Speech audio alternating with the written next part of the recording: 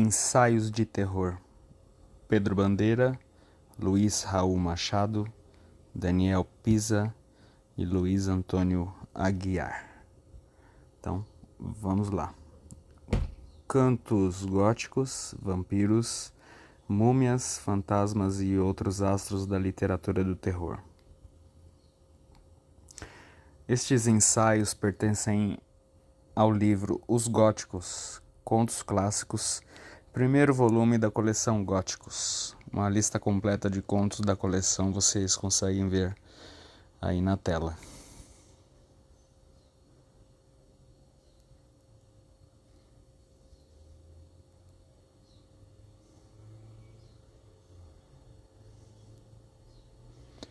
Vamos pular aqui a apresentação do Luiz Antônio Aguiar.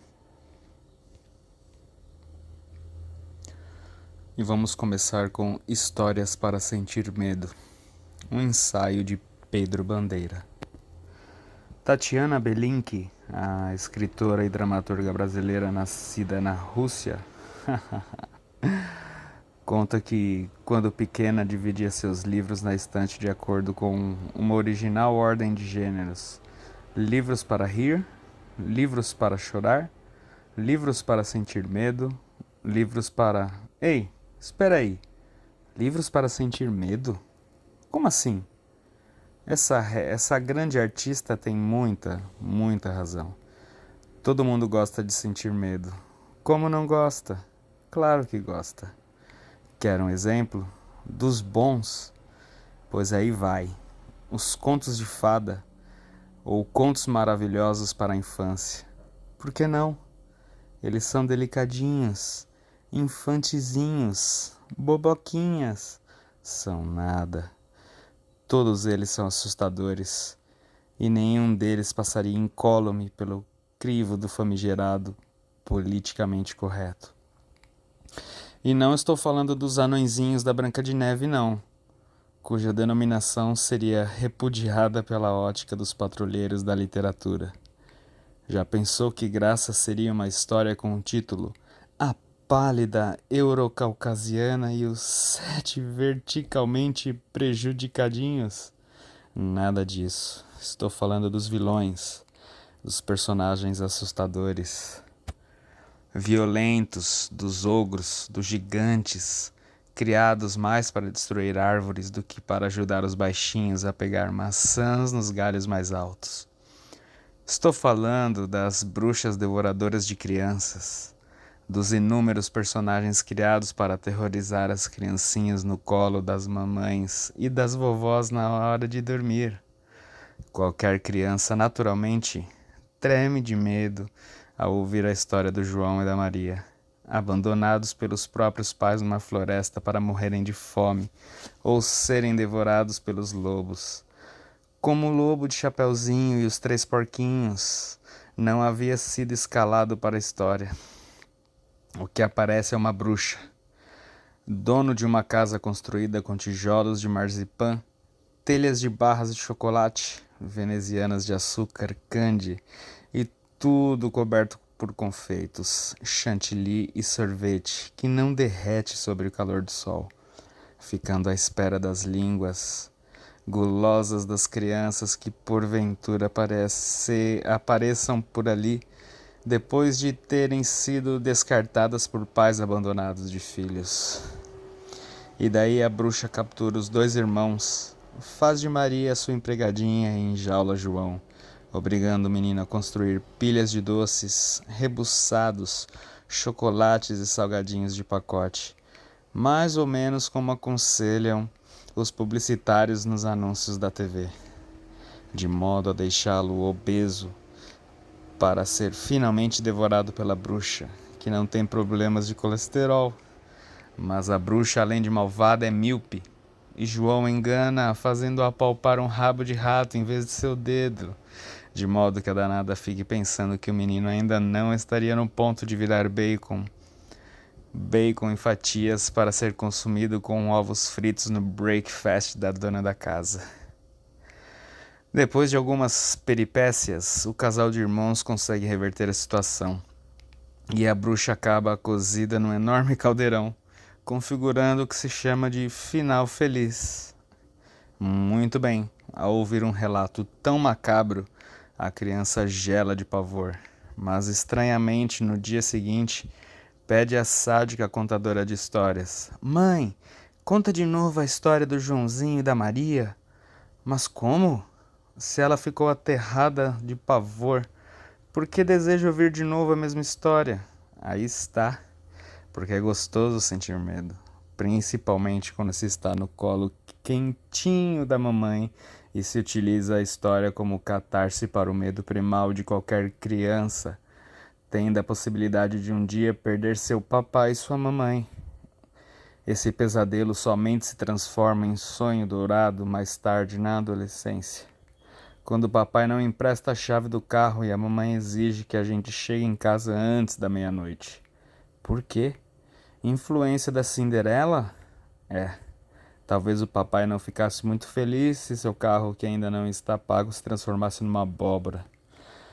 No conforto do colo da mãe, treme-se de medo do lobo da Chapeuzinho Vermelho, mas com esse medo aprende-se a identificar a falsidade dos sedutores. No colo da mamãe, aprende-se o que é o avançar da idade mostrando, pela inveja da beleza manifestada pela rainha madrasta da pálida Eurocaucas. Perdão, da Branca de Neve. O medo oferecido pela literatura é uma maneira gostosa de domar as neuroses primárias congênitas sem o alto custo do analista. E assim vai a literatura economizando sessões de psicanálise ao longo de nossa vida. Ninguém precisa ser chifrado pela consorte para aprender o que é ciúme. Basta ter lido Dom Casmurro ou ter assistido a uma encenação de Otelo. Ninguém precisa esquartejar duas velhinhas a machadadas para conhecer o que é remorso depois de ter lido Crime e Castigo. As lições que amadureceram meus sentimentos vieram principalmente dos medos, dos pavores, dos suspenses, e não dos relatos racionais, bem explicadinhos, dos livros aconselhadores redigidos para me ajudar, para me levar ao autoconhecimento. É sofrendo que se aprende, mas não é sofrendo de verdade, na própria pele. É passando pelo rolo compressor de emoções que os artistas criaram para a gente. Lê-se conforto de nossa poltrona, no aconchego do travesseiro, no sacolejar do banco do ônibus ou no desconforto da sala de espera do dentista. Que delícia foi ter, durante toda a vida, levado tantos sustos literários. O que seria de mim sem Bram Stoker, sem Mary Shelley, sem Robert Louis Stevenson, sem Edgar Allan Poe, sem William Waymark Jacobs? Lembro-me ainda, sem idade para assistir ao filme Drácula com Bela Lugosi, ficar ouvindo meu irmão mais velho narrando e representando o sinistro vampiro, a sugar o sangue extraído de rubras carótidas ocultas em pescocinhos de marfim.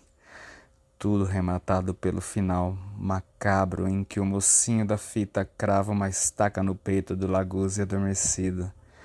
Só vim assistir esse filme bem mais tarde, muito depois de ter lido o original do Bram Stoker. Que livro! Mas que livro! A narrativa desenrola-se ao longo de cartas escritas por diferentes personagens, de modo que o sinistro bebedor de Blood Mary natural vai sendo construído por nós mesmos, por nossa imaginação. É claro que, muito mais tarde, assisti ao Drácula do Lugosi e ao engraçado Vampiro da Noite do Christopher Lee, mas de certo modo esses filmes não. Não digo que me decepcionaram, mas que ficaram muito aquém do que eu do que eu havia imaginado enquanto lia o livrão do Stoker. Lá isso ficaram.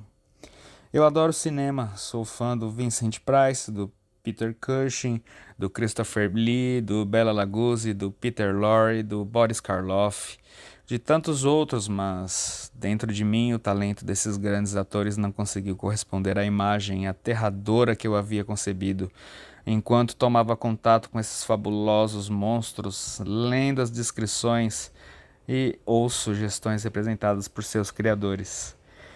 E Robert Louis Stevenson, então, dele é o mais perfeito romance juvenil de aventura e suspense de todos os tempos, chamado A Ilha do Tesouro.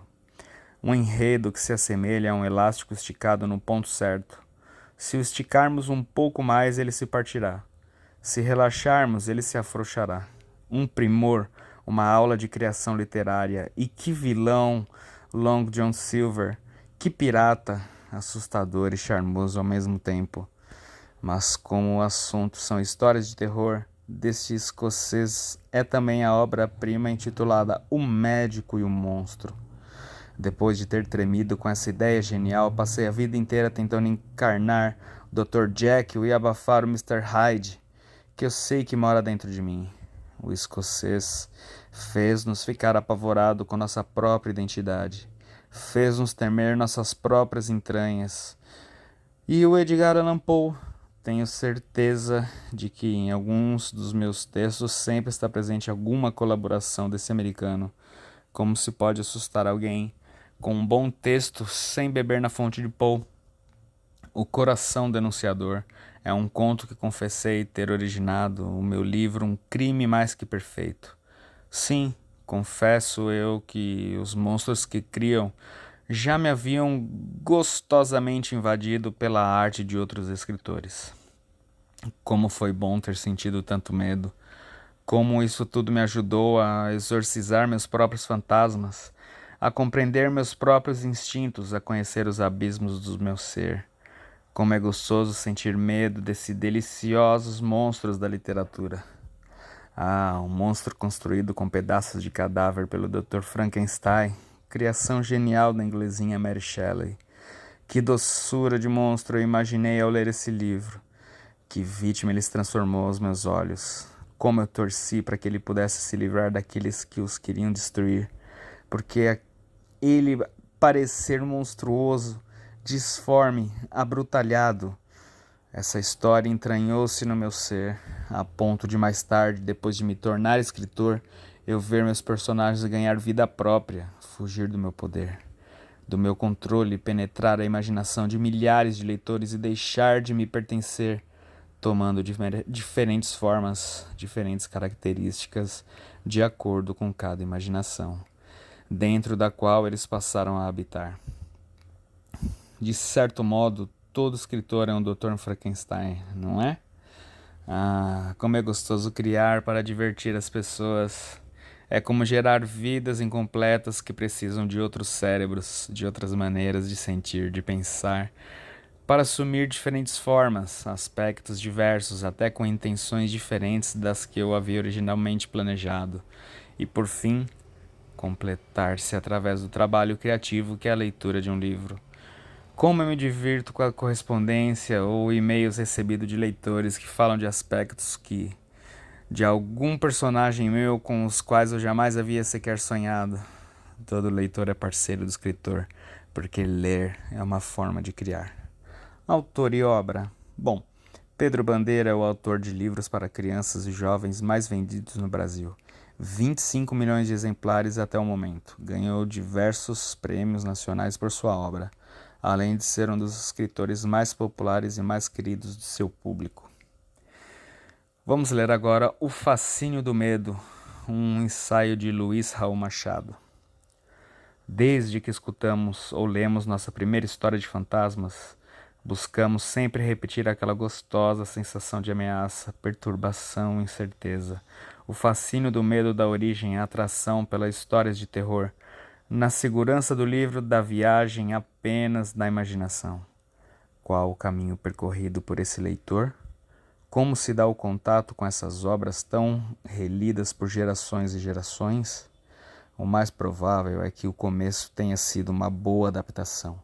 O suco da história mirabolante sobre um cientista obcecado por criar vida a partir da morte, eletrizando o leitor adolescente, ou o resumo da saga de um ente imortal que se alimenta do sangue de mocinhas incautas, um leitor mais velho que pode ter visto um filme antigo em preto e branco numa pequena sala de um cineclube, ou, mais recentemente, uma retrospectiva no canal de televisão que passa filmes de arte. depois a vontade de ler o volumoso texto completo em boa tradução e mais tarde ainda a aventura de ler no original em inglês e ter a insubstituível sensação de ler exatamente o que Mary Shelley e Bram Stoker escreveram, suas próprias palavras construindo aquela história de medo e de loucura. O cinema, volta e meia, retorna aos clássicos do terror, como novos recursos, e a releitura se instala como prática corriqueira. Trata-se de ver como os novos olhos e descobrir como novas sensações antigas. Não é isso a essência da descoberta da releitura? E ler não é reler? Aquele leitor certamente voltará no decorrer da vida a seus livros preferidos. E deve se lembrar também que Frankenstein e Drácula, entre outros personagens irresistíveis, além das muitas adaptações literárias para jovens, umas mais bem-sucedidas que outras, reaparecem no teatro, no rádio e na televisão, no cinema e nas histórias em quadrinhos. Depois a aventura de descobrir como tudo isso começou, saber que uma mocinha de 19 anos que ainda se chamava Mary Godwin, reunida em viagens e tertúlias literárias com o grande poeta George Gordon, Lord Byron, John Polidori e outro grande poeta, Percy Bysshe Shelley, que era seu amante e veio a ser seu marido, aceitou o desafio de escrever uma história. Ela criou Frankenstein a partir de citações de John Milton, o autor de O Paraíso Perdido, e acrescentou ao título original o moderno Prometeu. Ligava assim seu protagonista, lembrando que Frankenstein era o nome do cientista, só depois identificado com a criatura monstruosa, ao titã clássico que roubou o fogo dos deuses para dá-lo aos homens. O que remete ao poeta e amigo Byron, que escreveu um poema chamado Prometeus. Titã, do whose immortal eyes the sufferings of mortality, seen in their sad reality, were not as things that God despises. O cientista perturbado, criado por Mary, roubava os destroços da morte para criar o fogo da vida. Da reunião dos 4 amigos literatos resultou também a obra O Vampiro, de John Polidori, que deu origem ao Drácula, de Bram Stoker, que por sua vez superou pela acolhida do público e depois da crítica o seu inspirador. É curioso notar que tanto Stoker quanto Mary optaram pelo difícil formato do romance epistolar, trazendo seus capítulos em forma de carta e de trechos de diário de diferentes personagens. Essas duas obras fundadoras criaram uma corrente literária que tem como tema as idas e vindas em torno do mistério da saúde e da doença, da fronteira sombria entre a vida e a morte. É bom lembrar que o romantismo, berço dessa corrente, sempre teve ao seu lado escuro que poetas e prosadores românticos se debruçaram tanto sobre o amor quanto sobre a morte. Byron, poeta ícone do romantismo, vai desde o poema She Walks in a Beauty Like the Night, ela caminha na beleza como a noite, até a ode a uma taça feita de um crânio humano, traduzida pelo nosso Castro Alves. Além de Mary Shelley e Stoker, outros grandes escritores também criaram histórias de terror. Aqui estão Arthur Conan Doyle, Edgar Allan Poe, Robert L. Stevenson, Goethe e tantos outros. Poe, principal inventor das histórias de medo e crime, criou em 1845 o longo poema O Corvo. Once upon a midnight dreary, while I pondered, weak and weary, Ivo Barroso organizou o livro O Corvo e suas traduções, colocando ao lado a lado as diversas traduções desse poema que fascinou diferentes autores de diversas épocas, provocando versões variadas. Ali estão Baudelaire, Mallarmé, Machado de Assis, Em certo dia, a hora, da meia-noite que apavora, eu caindo de sono exausto de fadiga. Emílio de Menezes, Fernando Pessoa, numa meia-noite agreste, quando eu lia lento e triste. Gondim da Fonseca, Milton Amado, Benedito Lopes, Alexei Bueno, numa meia-noite cava, quando exausto eu meditava. No Brasil, um poeta absolutamente singular construiu sua obra no território do mau gosto, da morbidez, da noite e da morte. o grande Augusto dos Anjos. Num depoimento, Carlos Drummond de Andrade diz: li-o eu na adolescência, e foi como se levasse um soco na cara. Os versos de Augusto dos Anjos poderiam servir de epígrafes a obras como Frankenstein e Drácula. Sou uma sombra, venho de outras eras, e é de mim que decorrem simultâneas a saúde das forças subterrâneas e a morbidez dos seres ilusórios, monólogo de uma sombra. Ou como um fantasma que se refugia na solidão da natureza morta. Por trás dos ermos túmulos um dia, eu fui refugiar-me à tua porta, solitário. O fascínio da literatura de terror e mistério se renova, mas é sempre bom voltar aos clássicos e descobrir por que a obra deles permanece. Porque desperta no leitor aquele medo bom daquele tema impressionante e impressionantemente bem escrito. O autor e a obra. Luiz Raul Machado é escritor e especialista em literatura infantil e juvenil, colaborador da Fundação Nacional do Livro Infantil e Juvenil, inclusive em cursos de qualificação em literatura para professores. Notas: Titã, para aqueles olhos imortais, o sofrimento da mortalidade, vistos na sua triste realidade, não eram como as coisas que os deuses desprezam. Titã, criatura poderosa da mitologia grega, os titãs entraram em guerra com Zeus na origem do universo. Triunfando nessa guerra, Zeus se tornou o senhor do universo e dos demais deuses. Prometeu era um titã, mas se aliou a Zeus na guerra, embora depois tenha rompido. Sombras da Adolescência, um ensaio de Daniel Pisa. Descobri ao mesmo tempo a mim e Edgar Allan Poe e outros atores do romantismo gótico. Tinha 14 anos e atravessado aquele momento do dar-se por gente, com a ajuda de muitas leituras que me deram sensações mistas, ambíguas, se elas libertaram meu senso crítico e criativo, ao mostrar que pais e professores nos ensinavam lugares comuns, moralistas, castradores. Também me trouxeram o peso de uma herança cultural, ampla e complexa, e a percepção terrível de que não somos donos do nosso destino, de que a vida é irônica e repleta de variáveis que não conhecemos ou controlamos. E nada traduz esse estado de espírito do que as cenas macabras, as mulheres insondáveis, os contrastes intensos da literatura romântica, na poesia ou na prosa, que li então. Era como se os textos vibrassem no mesmo diapasão perturbador dos meus sentimentos. O mundo era agora uma ameaçadora e sedutora multidão de sombras. Essa convulsão vulcânica entre desejos e medos é recriada tanto por Poe como outros raros atores. No conto Ligeia, por exemplo, ele fala de uma mulher de sorriso radiante e cabelos negros, de uma beleza ao mesmo tempo nítida e obscura, que o narrador tenta refazer de memória e no instante em que parece que vai conseguir, a figura se desfaz. Aos poucos a sua pele marmórea adoece e a adolescência vem de adoecer. Suas formas angelicais dão lugar à agonia. O narrador se casa com outra mulher na esperança de revivê-la, deixando o castelo ser dominado por aquele fantasma enquanto se entrega ao ópio. O sonho de perfeição se converte numa espiral de autodestruição.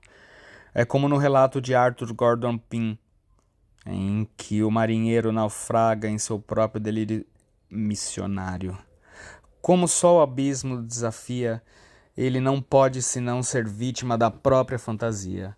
Roderick Usher não é diferente. Seus 5 sentidos reagem extremadamente a tudo que os tocas. Sons, cheiros, sabores, luzes. Ele vive com medo de doenças e num estado de ansiedade incessante. Sua irmã Madeleine está morta num dos aposentos, mas ele está agitado, como se ela fosse uma ameaça permanente, um símbolo de culpa, um vulto do passado ou então a sua própria projeção. Seu espelho feminino. Nossas ilusões de plenitude são ironizadas por Poe, e não por acaso ele influenciou Machado de Assis intensamente. O brasileiro traduziu seu famoso poema O Corvo, em que a ave negra pousa no ombro de Palas, a deusa da sabedoria, e dali projeta uma sombra no chão. Em quase todas as histórias de Poe, mesmo nas policiais, A luz mais forte ou mais alta é apenas uma passagem para o escuro, para o sombrio. Não somente em Poe, obviamente. Ele é apenas um dos grandes nomes, principalmente por seu poder de síntese e ironia, de uma estética em que foi muito marcante na virada do século XVIII para o XIX, começando com autores como Goethe e Horace Walpole, expandindo-se no romantismo propriamente dito de 1810 a 1850, como nomes como Coleridge e Wordsworth, e renascendo em movimentos posteriores, com influência do orientalismo e do decadentismo, até a criação de Drácula por Bram Stoker em 1897.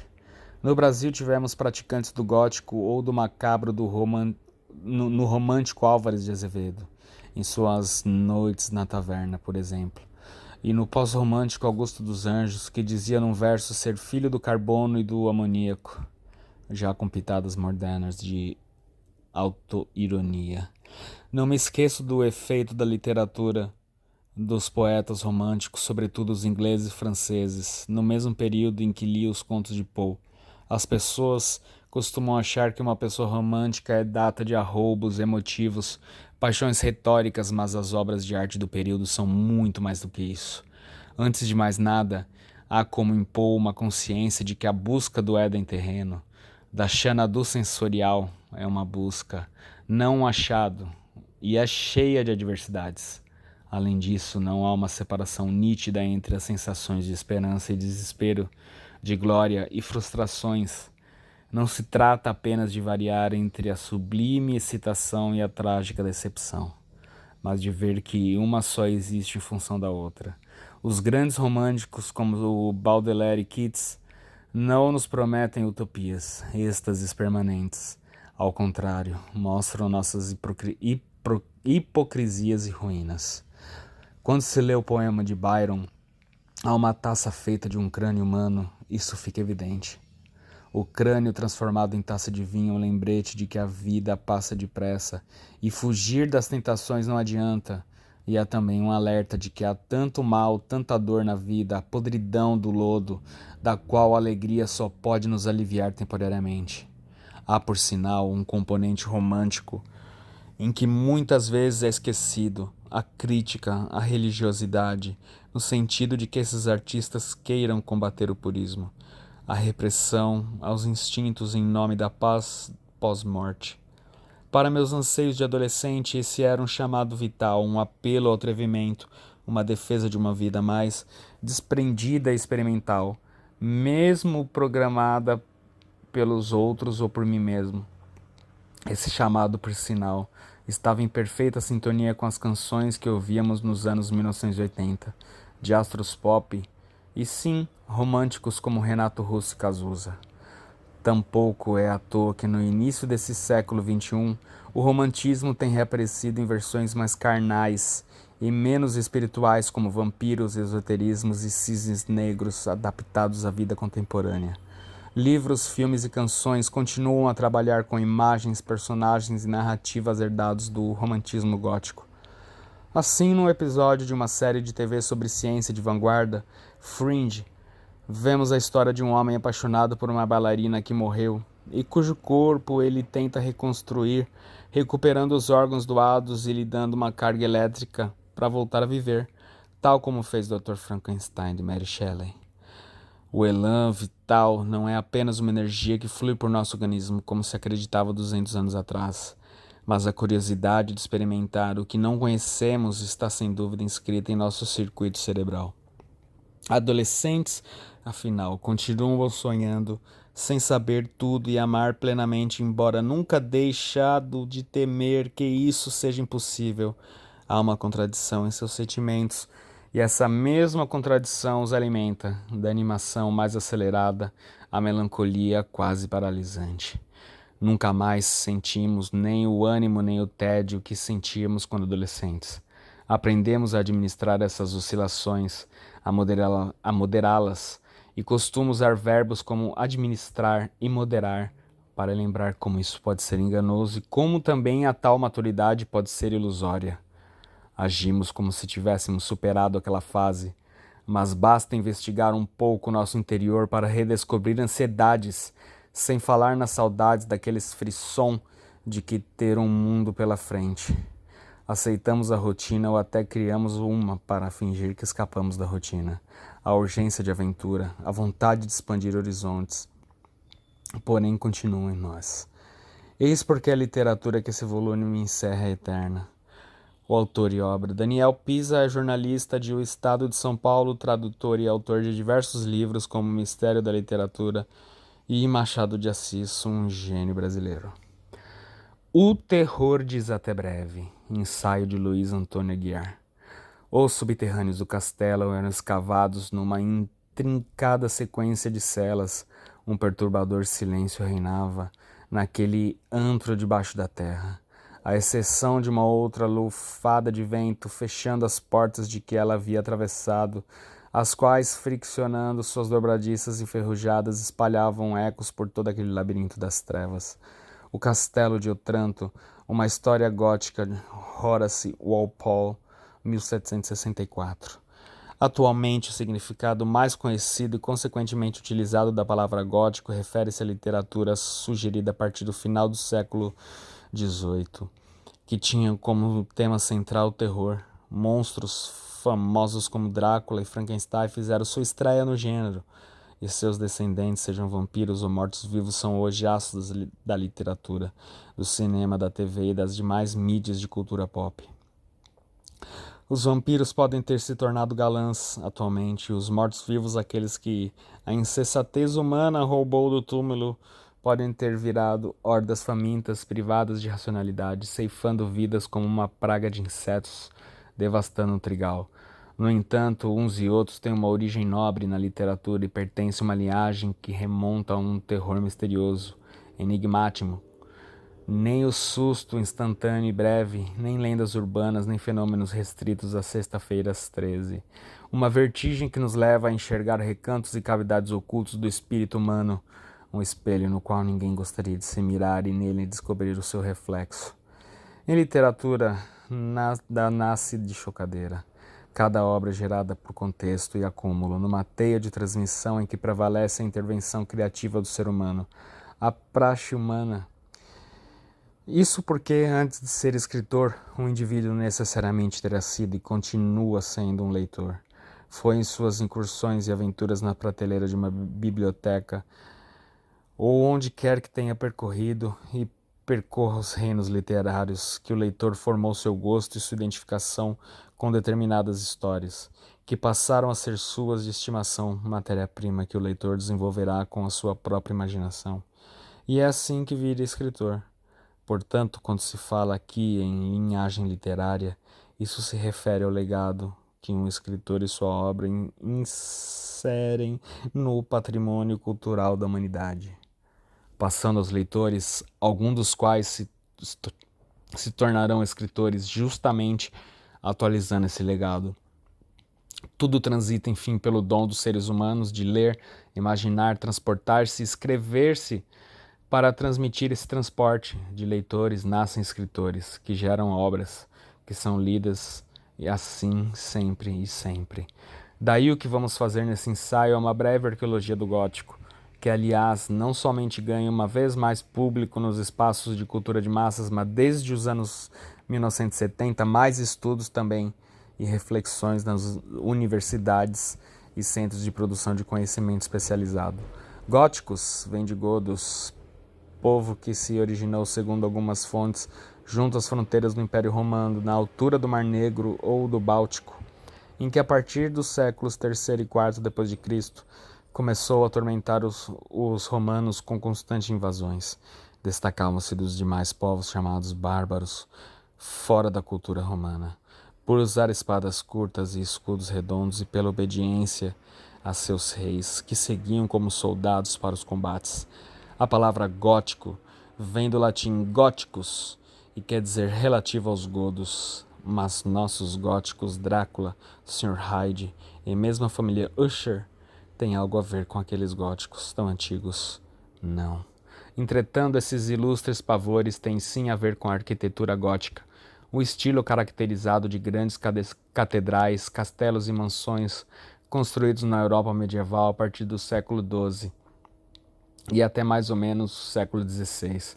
A razão da apropriação do nome de um povo tido como bárbaro por um estilo de formas tão refinadas não se sabe ao certo. O estilo gótico ficou conhecido também como estilo francês. A Notre-Dame de Paris, concluída em 1163, cenário principal de romance de Victor Hugo, que tem o nome da catedral como título, e como personagem principal o corcunda cineiro Quasímodo. É uma catedral gótica. Disse que o estilo gótico estimula a espiritualidade e permite uma visão do sublime, de quem contempla as enormes catedrais, monumentos altíssimos com a fachada e o interior repleto de ornamentos, assim como espaços internos amplos dos prédios, as torres destacadas, algumas com topo pontudo como se perfurassem o céu. O gótico insinuaria também certo mistério, certa presença sobrenatural, por conta das figuras horrendas, as gárgulas, arrematando as calhas e dos muitos vãos escuros. O gótico teve uma série de revivals, como se voltasse à moda, começando de meados do século XVIII, e aqui coincide com a literatura gótica do romantismo, principalmente em prédios que abrigavam catedrais e universidades, que assim queriam enfatizar a tradição daqueles centros de conhecimento entrando pelo século XX. O caso é que, num determinado momento do romantismo, as mansões e os castelos góticos estão com séculos de existência e apresentando sinais de decrepitude, se tornaram um ambiente ideal e idealizado da imaginação. Ora, histórias com charme, com aquele algo lendário, saudosista e principalmente dotadas de magia, precisavam transcorrer nos cenários góticos, para que os personagens contracenassem com espaços suscetíveis de assumir os mesmos sentimentos, aflições, conflitos e, em breve, terrores de heróis, heroínas e vilões da história. Era uma metamorfose própria do romantismo, um de seus aspectos ou vieses principais. Isso desde que os céus não caía mais a chuva, mas o pranto do homem abandonado por sua amada, e que uma melancolia impalpável acometia a juventude, atraindo a tudo que sugerisse, na imaginação romântica, tempos que não voltam mais, mansões, castelos e cemitérios abandonados no mato, com lápides tombadas, assim como aquele jovem espírito poético que se sente um exilado em sua terra, um nostálgico privado do passado ideal e ao mesmo tempo deslocado do seu tempo e lugar, seriam então românticos. Daí, na produção literária de muitos escritores, histórias, esses castelos e mansões foram absorvendo uma ou outra lenda local, hospedando fantasmas, exibindo agora que abandonos ou quase em ruínas seus segredos, suas passagens secretas, suas masmorras, seus cemitérios particulares, suas torres e maldições. O toque final para a consolidação do novo gênero foi gestado por Horace Walpole em seu pioneiro Castelo de Otranto, de 1764. Disse que esse livro deu origem ao gótico, histórias macabras, o sobrenatural na literatura, pondo em cena seus elementos na acepção que temos hoje, histórias de terror criadas sob os parâmetros do espírito do romantismo. Ali o castelo em ruínas, como seu ambientes e detalhes decrépitos lúgubres, e os subterrâneos, sugerindo o confinamento das sepulturas, são o cenário da trágica história da família do nobre Manfredo, dono da propriedade. O terror esteve presente no nascimento da literatura ocidental, desde a Odisseia, no canto 11, a descida de Ulisses ao reino dos mortos, que se coloca o protagonista da história para enfrentar o seu mais profundo e terrível medo. Assim ele purgaria seus erros e provaria seu valor. Mas o gótico romântico dotaria o seu terror de sutis diferenças, características próprias e peculiares. Ulisses teve de descer ao Hades, deus dos mortos na mitologia grega, mas também lugar abaixo da superfície onde estavam cativos por toda a eternidade os espíritos dos mortos. Reino da escuridão, da desesperança e do esquecimento, e dar sangue de um animal sacrificado aos espíritos para que o bebessem, só assim recuperaria a memória, o que lhe permitiria receber as orientações do adivinho Tiresias. A seguir, saiu dali o mais rápido possível, deixou o pesadelo para trás, para sempre, ou pelo menos até o seu espírito ser conduzido ao Hades depois de sua morte. De volta ao mundo solar e às suas aventuras, só para começar a subverter o padrão clássico do terror no âmbito gótico, o protagonista, ou quem quer que enfrentasse as trevas, acabaria sempre, de certo modo, contaminado por estas. Porque o terror, a blasfêmia, a monstruosidade não estavam exclusivamente fora do herói e das vítimas do terror. Eram parte deles também algo oculto, jamais confessado nem a eles mesmos, no íntimo de cada um. Assim, ao horror, ao instinto de preservação e fuga misturavam-se, um elemento inédito, um dilema romântico, o fascínio, o desejo inconfessável de cometer o mesmo ato imprudente e blasfemo que levou à condenação e à destruição da família de Victor Frankenstein e do Dr. Jekyll. Note-se de passagem aqui que a vítima moderna não necessariamente ofendeu os deuses, não é herói, nem supernada, nem tem erros a expiar, não quer provar coisa nenhuma. Pode ser o inocente, pode ser a virgem que é transformada em vampiro ou a criança que, possuída pelo fantasma de um devasso que se recusa a afastar do plano terreno. Todas essas operações do gótico romântico colocam o terror mais próximo de nós mortais comuns e o tornam plausível de acontecer com qualquer um. Quem sabe até comigo que estou lendo esse livro, dos calafrios que Mary Shelley se propôs a provocar, nos tentando com a temeridade fatal do Dr. Victor Frankenstein, que teve a arrogância de criar a vida, uma criatura, por assim dizer. Viva os assombros de O Iluminado de Stephen King. O mal se espalha entre vítimas cada vez mais cotidianas, medianas, mais normais. E pode acontecer em ambientes do dia a dia, como a soturna fila da caixa de um supermercado. A torção gótico-romântica do terror, de maneira a torná-lo um bumerangue, induz quem cometeu a temeridade de abrir o livro e ler a remexer as suas culpas, mesmo subconscientes, e continua produzindo histórias de arrepiar. Desde que o terror gótico romântico não há fuga possível para o terror, porque efetivamente o terror habita latente dentro de nós. Se determinado episódio o explicita ou o desperta, não haverá mais como negá-lo. A voz se espreita, mesmo que o vampiro tenha tido o coração atravessado por uma estaca, mesmo que sua cabeça tenha sido decepada, o toco preenchido de restos de alho, seu corpo, depois de imerso em água benta, queimado e suas cinzas, lacradas em recipientes à prova de tudo, e enterradas na masmorra de uma igreja. Ainda agora a imagem de Carmila retorna à minha lembrança com ambíguas alternâncias, certas vezes a alegre e lânguida e linda moça, noutras o medonho demônio que vi nas ruas da igreja, e com frequência, ainda num delírio, imagino que escuto seus passos suaves junto à porta da sala de estar. Carmila, 1872, do Sheridan Le Fanu, parágrafo final. Afinal, quem mandou Laura se apaixonar por Carmila? Sua saudade é nada mais do que a expressão do desejo de ser mordida pela vampira. Mas ora, quem de nós ousaria, sob pena da danação, da perda da alma, se tornar sua companheira num amor imortal, no qual ambos se manteriam igualmente para sempre sua juventude?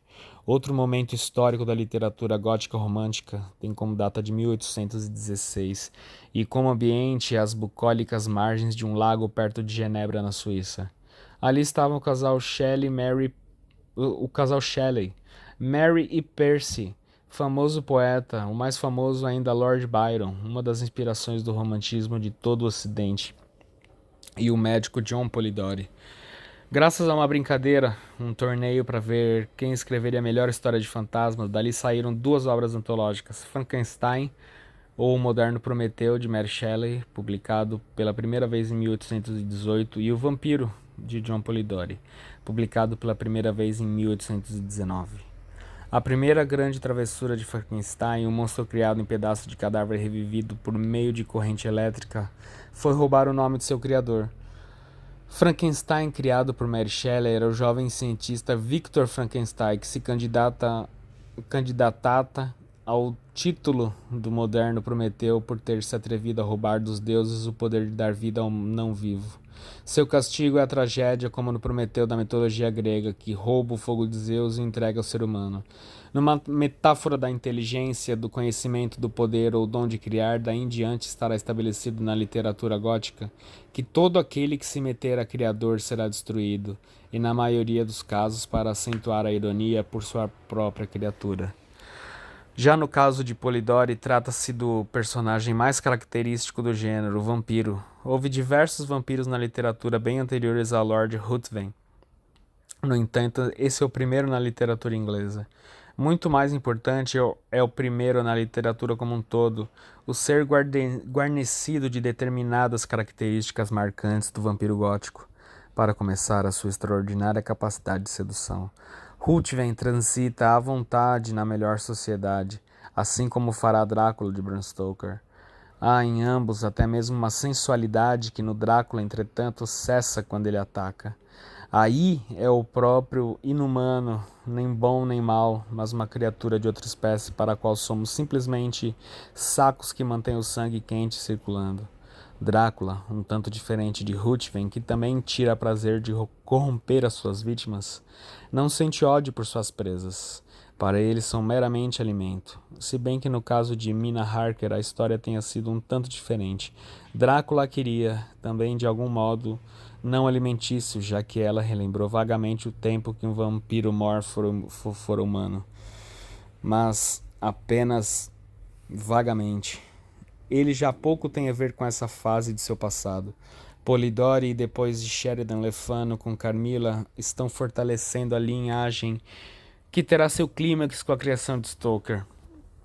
Drácula de Bram Stoker é outro momento fundamental da literatura gótica.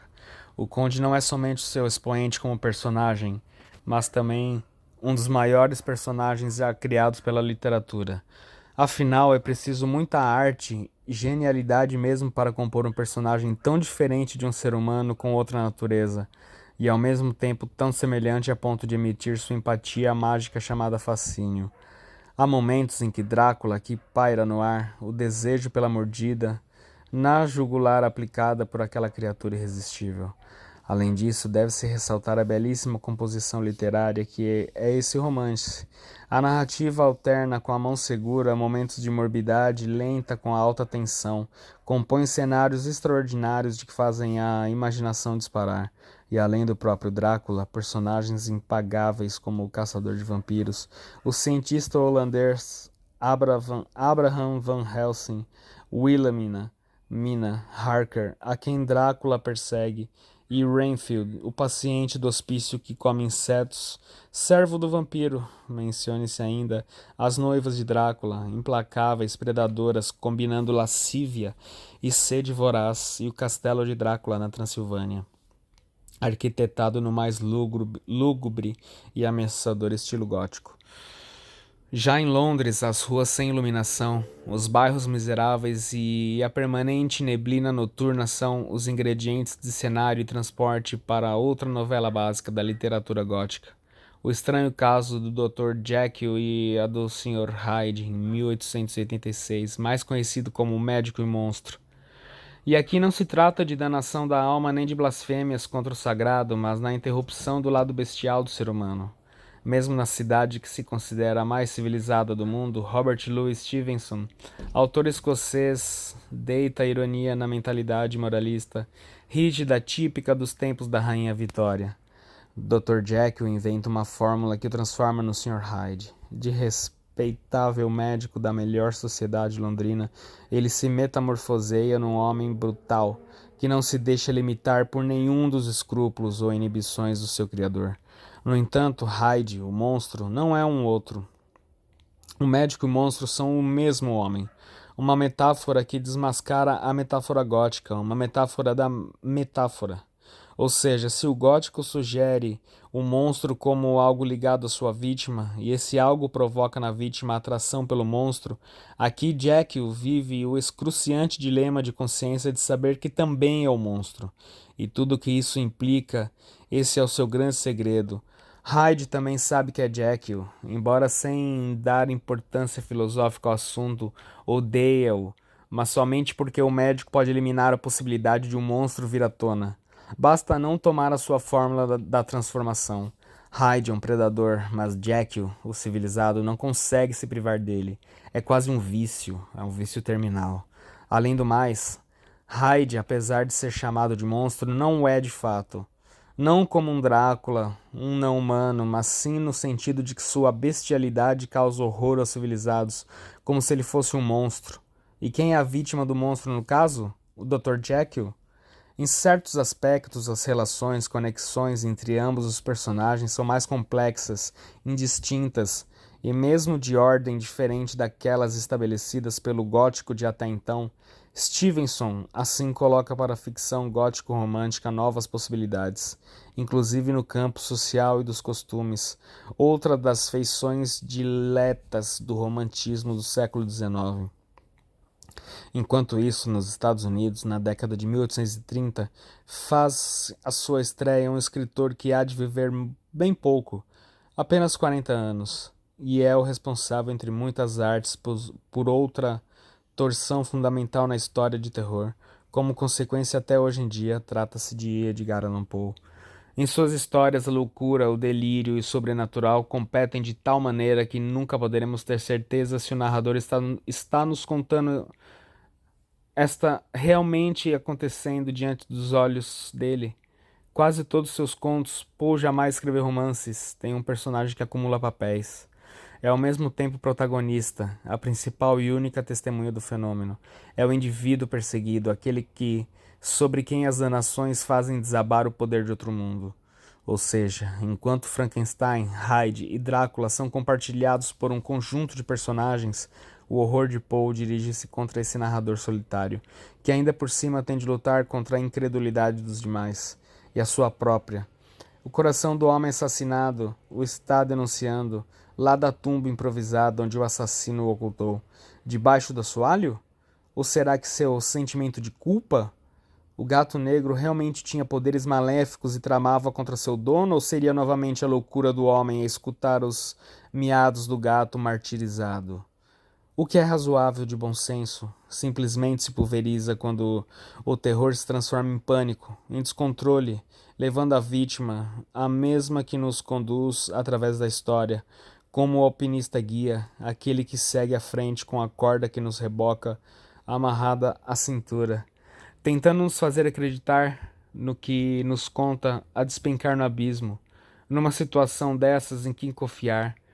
Qual é mesmo a fronteira entre o natural e o sobrenatural? Produzir incerteza no leitor não é fácil. Trata-se de um efeito discutido por muitos especialistas em literatura como Tzvetan Todorov, de suspensão de seu discernimento. É como se ele fosse temporariamente esvaziado de seu senso comum e preenchido com outra consciência que lhe permita aceitar a história e até mesmo entrar nela, sofrer os sustos, passar pelas emoções, chorar, sofrer, rir e ter ao final a satisfação de quem não leu vagamente, apenas mas usufruiu de uma experiência de vida. Ou quem sabe um vislumbre sem risco, sem mordida na jugular do Undiscovered Country. Aliás, a peça Hamlet é apontada por muitos numa leitura possível de tragédia a que o jovem príncipe da Dinamarca foi levado para o pedido de vingança feito pelo fantasma de seu pai, em horas mortas na madrugada, em meio à soturnidade das ameias de um castelo gótico medieval. Como outra percussora do gênero gótico da literatura, Shakespeare, de fato tinha uma quedinha por fantasmas e ambientes mórbidos, bruxas e maldições. E a literatura inglesa não herdaria impunemente um legado de tanta grandeza. Enfim, entre antigos e modernos, poderiam ser citados muitos outros escritores que criaram literatura gótica, ou que salpicaram elementos góticos ou linhas, plots, núcleos dramáticos, inteiras de drama e conflito, ou personagens ou cenas em que suas obras que têm o gótico como referência. Hoje em dia, aos que põem em cena não vivos, que se constituem máquinas de matar indiscriminadamente, e a chacina viria espetáculo, ou então os que apresentam uma versão cômica dos monstros góticos como vampiros, que de fato divertem o público. Entretenimento é sempre válido, embora nesses casos o envolvimento entre obra e leitor ou espectador seja totalmente diferente porque ele fica privado do elemento perturbador. Nada disso é mal nem bom, são criaturas da Mona Lisa. derivações quase de praxe de todo gênero, que penetra tão profundamente nossa imaginação e que se impõe ainda hoje como se para não nos deixar esquecer que há todo um lado da vida, do universo e do ser humano que não somos capazes de explicar, nem muito menos de racionalizar. Algo que às vezes nos encanta, noutras nos horroriza, e com o qual não lidamos serenamente, nem intocados, com respostas e com deciframentos, como se fossem charadas. Não são charadas, são coisas mais complexas, o inexplicável que somente conseguimos visualizar ou traduzir com metáforas visuais ou literais, como os que foram engendrados pela literatura gótica, a perturbação, a dúvida quanto a certezas e verdades ao racionalismo e pretensões similares é permanente e universal, inerente à natureza humana. Jamais cessa. Pode ser abafada, adocicada, ornamentada, proibida de se mostrar, censurada, punida, mas nunca suprimida. Pode ser até imortal e letal como os vampiros, e como eles sempre retornar,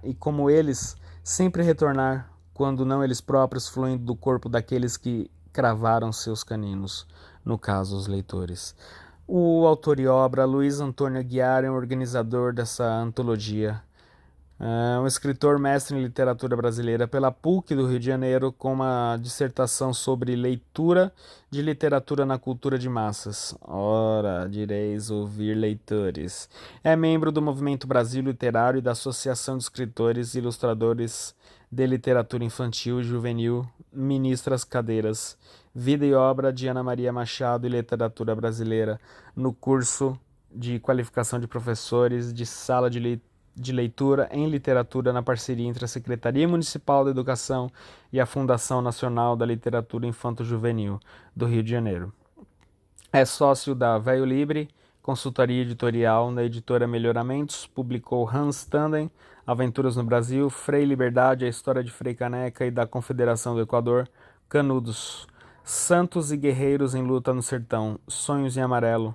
Ganhou o prêmio White Ravens pela Biblioteca de Livros para a Juventude de Munique com esse livro.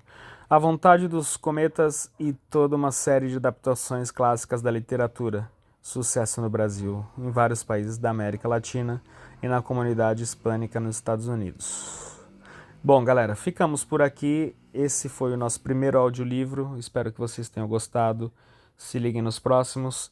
Não deixa de deixar aquele like, se inscrever no canal para não perder os nossos próximos livros. Deixe um comentário no que eu posso melhorar e também comentem alguns livros que vocês queiram ouvir aqui no nosso pequeno canal. É isso aí, galera. Valeu, falou, muito obrigado, tchau.